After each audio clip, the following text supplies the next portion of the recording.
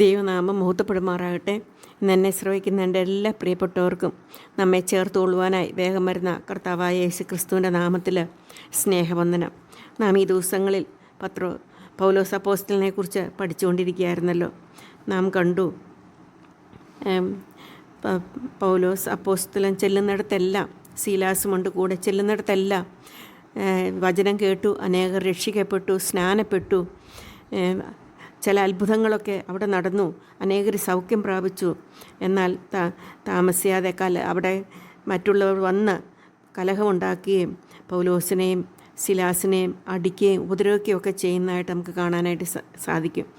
അങ്ങനെ അവർ കലഹമൊക്കെ ശമിച്ചതിന് ശേഷം അവർ യാത്ര പുറപ്പെട്ട് മക്കതോനിക്ക് പുറപ്പെട്ടു പോയി. അങ്ങനെ പൗലോസും സീലാസും അതിനുശേഷം ഫിലിപ്പിയിലെത്തി.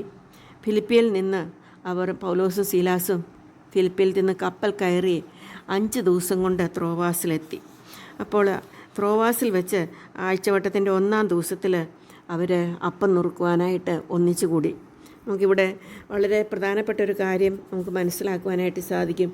ആഴ്ചവട്ടത്തിൻ്റെ 1-ാം ദിവസം അവർ ദൈവത്തെ ആരാധിക്കുവാനായിട്ട് ഒന്നിച്ച് കൂടുന്നതായിട്ട് നമുക്ക് അതൊരു ചരിത്ര സംഭവമായിട്ട് നമുക്കിത് മനസ്സിലാക്കുവാനായിട്ട് സാധിക്കും. പൗലോസ് അപ്പോസ്തലനും മറ്റുള്ള ജനവും ആഴ്ചവട്ടത്തിൻ്റെ 1-ാം ദിവസം അവർ അപ്പം നുറുക്കുവാനായിട്ട് കൂടി വന്നു. അപ്പോൾ പിറ്റേ ദിവസം പൗലോസിന് അവിടെ നിന്ന് പോകണം. അപ്പോൾ പിറ്റേ ദിവസം പോകുന്നത് കൊണ്ട് അപ്പോൾ കുറച്ച് സമയമുള്ളൂ ദൈവവചനം പ്രസംഗിക്കുവാനെന്ന് പൗലോസ് മനസ്സിലാക്കി. അവിടുത്തെ ജനവും മനസ്സിലാക്കിയതുകൊണ്ട് അവർ പ്രസംഗം പാതിര വരെ നീട്ടി. നമുക്ക് ഒരു 10 മിനിറ്റ് നീട്ടിക്കഴിഞ്ഞാൽ, പ്രസംഗം 10 മിനിറ്റ് നീട്ടിക്കഴിഞ്ഞാൽ ചിലർക്ക് ഒത്തിരി ബുദ്ധിമുട്ടാണ്. വാച്ച് നോക്കണു, അസ്വസ്ഥതയാകുന്നു. ചിലരൊക്കെ ഇറങ്ങി പയ്യെ അങ്ങ് പോകാനായിട്ട് നോക്കും. ഒരു 15 മിനിറ്റ് 20 മിനിറ്റ് കൂട്ടിപ്പോയാൽ അപ്പോഴത്തേക്കും പുറൂർപ്പ് നമുക്ക് കേൾക്കാനായിട്ട് സാധിക്കും.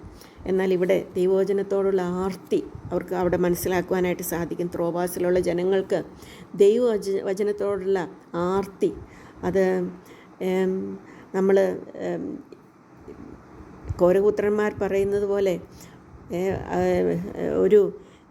അത് ദൈവവചനത്തിനോടുള്ള ഒരു മാൻ നീർത്തോടുകളിലേക്ക് വെള്ളത്തിനായിട്ട് പോകുന്നത് പോലെയാണ് ഞങ്ങൾക്ക് ദൈവവചനം എന്ന് നമുക്ക് കോരപുത്രന്മാർ പറയുന്നത് കാണാനായിട്ട് സാധിക്കും. അതുപോലെയുള്ള ആ ഒരു ആഗ്രഹമായിരുന്നു ആദ്യ സമയത്ത് വിശ്വാസികൾക്കുണ്ടായിരുന്നത്. നമ്മുടെ ജീവിതത്തിലേക്ക് ഒന്ന് തിരിഞ്ഞു നോക്കുന്നത് നമുക്ക് നല്ലതാണ്. നമ്മുടെ ജീവിതത്തിൽ ആ അനുഭവം നമുക്കുണ്ടോ? അതോ കേൾക്കണമെങ്കിൽ കേൾക്കണം. അങ്ങനെ കേൾക്കുന്നതുകൊണ്ടാണ് നമുക്ക് കുറച്ച് നേരം കഴിയുമ്പോഴത്തേക്ക് ഒരു സ്വല്പം മാറി പോയി കഴിയുമ്പോൾ നമുക്കത് ഇഷ്ടമില്ലാതെയും നമുക്ക് എങ്ങനെയെങ്കിലും അവിടുന്ന് ആ മീറ്റിംഗ് അങ്ങ് തീരണം എന്നുള്ള ആഗ്രഹത്തിൽ ഇരിക്കുന്നത് നമുക്ക് മനസ്സിലാക്കുവാനായിട്ട് സാധിക്കും. അപ്പോൾ അല്ല എങ്കിൽ നമുക്ക് ദൈവത്തിൻ്റെ വചനം കേൾക്കണമെന്ന് ആഗ്രഹമുണ്ടെങ്കിൽ നമുക്ക് ഈ ദാവീദ് പറയുന്ന പോലെ, ദാവീദിൻ്റെ ആഗ്രഹം പോലെ, അധികാലത്ത് ഞാൻ നിന്നെ അന്വേഷിക്കും, വെള്ളമില്ലാതെ ഉണങ്ങി വരേണ്ട ദേശത്ത് എൻ്റെ ഉള്ളം നിനക്കായി ദാഹിക്കുന്നു, എൻ്റെ ദേഹം നിനക്കായി കാംക്ഷിക്കുന്നു. ഉണങ്ങി വരണ്ടിരിക്കുന്ന ഒരു തൊണ്ടയിലേക്ക് ഒരു തുള്ളി വെള്ളം പോലും അത് വലിയതാണ്. അതുപോലെ രാജാവ് പറയാണ്, അതുപോലെയാണ് ഞാൻ ദൈവവചനത്തെ ആഗ്രഹിക്കുന്നത്. അതുപോലെ ദൈവത്തിൻ്റെ വചനം ദൈവത്തിൻ്റെ അടുത്തിരിക്കുന്നതും അതുപോലെ ഒരവസ്ഥയാണ് എന്നുള്ളത് നമുക്ക് പഴയ നിയമത്തിൽ നിന്ന് മനസ്സിലാക്കുവാനായിട്ട് സാധിക്കും. അതുതന്നെ അതിൻ്റെ അതുപോലെ തന്നെയാണ് ഇവിടെ നമുക്ക് കാണുന്നത്. ത്രോവാസിൽ അവർ ജനം വന്നുകൂടി. അവർ ആഴ്ചവട്ടത്തിൻ്റെ 1-ാം ദിവസത്തിൽ അവർ കൂടി വന്നപ്പോൾ പാതിര വരെ പൗലോസ് പ്രസംഗം നീട്ടി. എല്ലാവരും സന്തോഷത്തോടെ കേട്ടുകൊണ്ടിരുന്നു.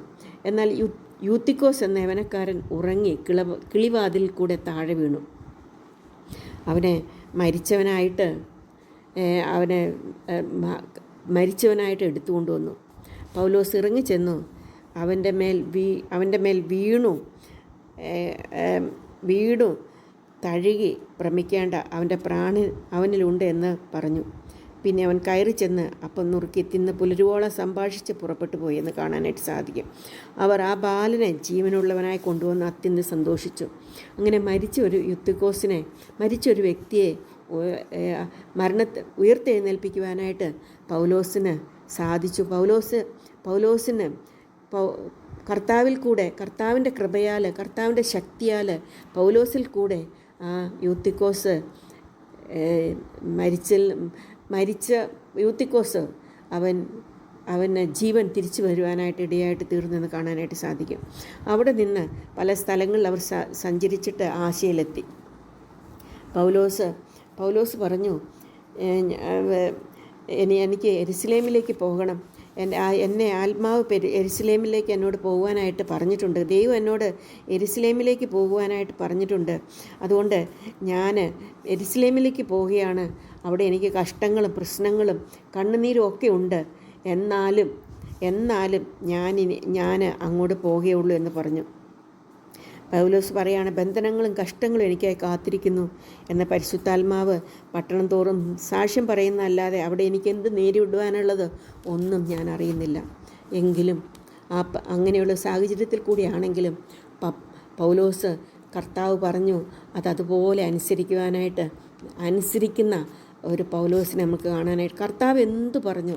അബ്രഹാമിനോട് പറഞ്ഞു, ഇസ്ഹാക്കിനെ കൊണ്ട് യാഗം കഴിക്കുവാൻ പറഞ്ഞപ്പോൾ അവൻ വിശ്വാസത്താൽ യാഗം കഴിച്ചു. അതുപോലെയാണ് ഇവിടെ പരിശുദ്ധാത്മാവ് പറയുന്നുണ്ട്, നിനക്ക് അവിടെ കഷ്ടമുണ്ട്, ദുഃഖമുണ്ട്, അവിടെ നിനക്ക് ചില കാര്യങ്ങളൊക്കെ നടക്കും എന്ന് പരിശുദ്ധാത്മാവ്, ദൈവത്തിൻ്റെ ആത്മാവ് അവനോട് പറയുന്നുണ്ട്. എന്നിട്ടും അവൻ പോവുകയാണ്. അതിൻ്റെ അപ്പോസ്തല പ്രവൃത്തികൾ 20-ാം അധ്യായത്തിൻ്റെ 24-ാം വാക്യത്തിൽ നാം കാണുന്നത്, എങ്കിലും ഞാൻ എൻ്റെ പ്രാണനെ വിലയേറിയതായി എണ്ണുന്നില്ല.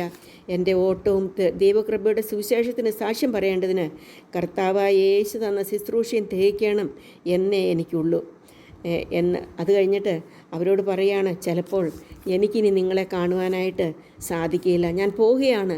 നിങ്ങളെ കാണുവാനായിട്ട് ചിലപ്പോൾ എനിക്ക് ഇനി തിരിച്ചു വന്ന് നിങ്ങളെ കാണുവാനായിട്ട് സാധിക്കുകയില്ല എന്ന് പൗലോസ് അവരോട് പറഞ്ഞു.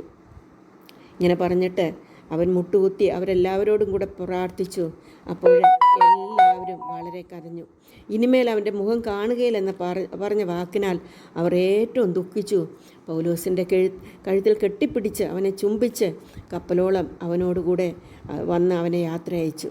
അതെ, ഈ പ്രശ്നങ്ങളുണ്ടാകും, മരണമുണ്ടാകും, കഷ്ടതകളുണ്ടാകും എന്നറിഞ്ഞിട്ടും പൗലോസ് പിന്തിരിയാതെ കഷ്ടങ്ങളിന് എനിക്ക് സാരമില്ല എന്ന് പറഞ്ഞുകൊണ്ട് കർത്താവ് എന്തു പറഞ്ഞുവോ അത് പൂർണ്ണമായിട്ടും അനുസരിക്കുന്ന നമുക്കിവിടെ കാണുവാനായിട്ട് സാധിക്കും. അപ്പോൾ ഇവിടെ നമ്മൾ കണ്ടു, പൗലോസ് മരിച്ചവരെ ഉയർപ്പിക്കുന്ന പൗലോസിനെ നമുക്ക് കാണുവാനായിട്ട് സാധിക്കും. ആഴ്ചവട്ടത്തിൻ്റെ 1-ാം ദിവസം ദൈവത്തെ ആരാധിക്കുന്ന പൗലോസിനെ നമുക്ക് കാണാനായിട്ട് സാധിക്കും.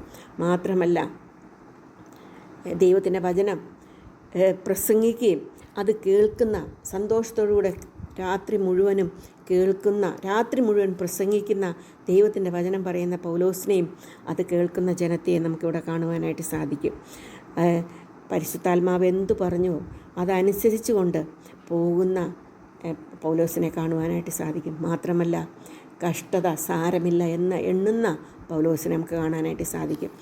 കാരണം പൗലോസിനറിയാമായിരുന്നു ദൈവം തന്നോട് കൂടെയുണ്ട് എന്നുള്ളത്. അങ്ങനെ പൗലോസിനെ അവരെല്ലാവരും കൂടെ അവനെ കപ്പലോളം അവനോടുകൂടെ വന്നു അവനെ യാത്ര അയച്ചു എന്ന് നമുക്ക് കാണുവാനായിട്ട് സാധിക്കും. അവർ ഈ പൗലോസിനോട് ദുഃഖത്തോടു കൂടിയാണ്. കാരണം ഇനി കാണുമോ ഇല്ലയോ എന്നുള്ള ആ ഒരു പ്രയാസത്തോടു കൂടിയാണ് അവനെ യാത്ര അയച്ചത്. പിന്നീട് പൗലോസും സീലാസും കൈസരിലെത്തി. അവിടെ സുവിശേഷനായ ഫിലിപ്പോസിന് പ്രവചിക്കുന്ന 4 പുത്രന്മാരുണ്ടായിരുന്നു. പൗലോസ് അവിടെ ചെന്ന് അവിടെ താമസിക്കുമ്പോൾ അഗബോസ് എന്ന പ്രവാചകൻ വന്നു. അവൻ പറഞ്ഞു, പൗലോസിനെ യഹൂദയിൽ വെച്ച് പിടിച്ച് അവനെ ജാതികൾക്ക് കൊടുക്കും എന്ന് പരിശുദ്ധാത്മാവ് പറയുന്നു എന്ന് പറഞ്ഞു. അപ്പോൾ പരിശുദ്ധാത്മാവ് ആദ്യം പൗലോസിനോട് പറഞ്ഞു, വീണ്ടും അഗബോസ് പറയുന്നു. അപ്പോൾ ഇവരെല്ലാവരും നിർബന്ധിച്ച് പൗലോസിനോട് യെരുശലേമിലേക്ക് പോകരുതെന്ന് എല്ലാവരും പറഞ്ഞുവെങ്കിലും പൗലോസ് സമ്മതിച്ചില്ല. എല്ലാവരും കരഞ്ഞ് അവനെ യാത്ര അയച്ചു. അങ്ങനെ അവിടെ നിന്ന് അവൻ യെരുശലേമിലേക്ക് യാത്ര തിരിച്ചു. അപ്പോൾ യെരുശലേമിൽ പൗലോസ് എത്തി. സഹോദരന്മാർ പൗലോസിനെ സന്തോഷത്തോടെ കൈക്കൊള്ളുന്നതായിട്ട് നമുക്ക് കാണുവാനായിട്ട് സാധിക്കും. അങ്ങനെ പൗലോസിൻ്റെ ജീവിതം ഇനി നമുക്ക് കാണുവാനായിട്ട് സാധിക്കുന്ന പൗലോസിൻ്റെ ജീവിതത്തിൽ അവിടെ വീണ്ടും ദൈവത്തോട് കൂടെ നടക്കുന്ന, ദൈവത്തിൻ്റെ വഴി അനുസരിച്ച് നടക്കുന്ന, ദൈവത്തിൻ്റെ ഹിതപ്രകാരം പരിശുദ്ധാത്മാവ് പറയുന്നതനുസരിച്ച് സഞ്ചരിക്കുന്ന നമുക്ക് പൗലോസിനെ നമുക്ക് കാണാനായിട്ട് സാധിക്കും. നമ്മുടെ ജീവിതത്തിൽ എന്ത് പ്രയാസങ്ങൾ, കഷ്ടതകൾ, ദുഃഖങ്ങൾ വന്നാലും ദൈവാത്മാവ് എന്ത് പറയുന്നോ, ദൈവത്തിൻ്റെ വചനം എന്ന് പറയുന്നോ അതനുസരിച്ച് ജീവിപ്പാൻ, കർത്താവിന് ഹിതമായിട്ട് ജീവിപ്പാൻ, വിജയകരമായൊരു ക്രിസ്ത്യ ജീവിതം നയിപ്പാൻ കർത്താവ് നമ്മളെ സഹായിക്കട്ടെ. അവൻ്റെ വലിയ നാമം മഹത്വപ്പെടുമാറാകട്ടെ.